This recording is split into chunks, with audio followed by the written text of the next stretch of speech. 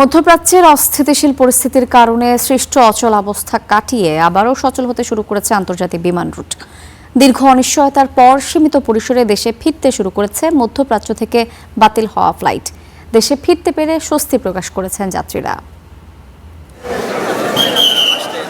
বাবার জন্য দীর্ঘ অপেক্ষা, নির্ঘুম রাত কাটিয়ে সুসংবাদ। অবশেষে দেশের মাটিতে বাবা মোহাম্মদ শরীফ।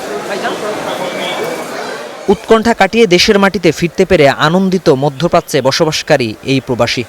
আলহামদুলিল্লাহ, কনফিউজ ছিলাম যে ফ্লাইট হবে কিনা, তারপরে আলহামদুলিল্লাহ আসতে পারিছি, তো আলহামদুলিল্লাহ অবশ্যই ধন্যবাদ।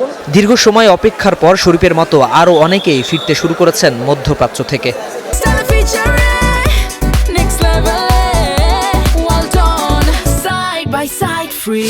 তিন তারিখে ফ্লাইট ছিল, ক্যান্সেল হয়েছে, পরে এখন আবার ঠিক হয়েছে আর কি।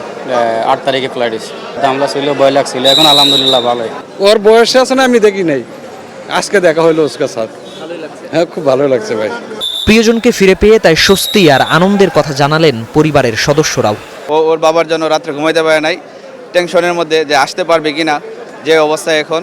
যখন একটু আগে আমাকে ফোন দিছে, বললো যে নামছে আয়শা, তো এখন আলহামদুলিল্লাহ অনেক ভালো লাগতেছে। কালকে বাবা বলেছিল যে তার বিমানবন্দরে মিসাইল অ্যাটাক করেছে। এটা শোনার পরে মনে করেন খুব আতঙ্কে ছিলাম যে আসতে পারবো কিনা, বাবা খুব কষ্টে ছিলাম। এখন বাবাকে পেয়ে খুবই আনন্দিত, আলহামদুলিল্লাহ। তবে বাহরাইনের আকাশপথ স্বাভাবিক না হওয়ায় দুবাই থেকে দেশে ফেরত আসতে হয়েছে অনেককেই।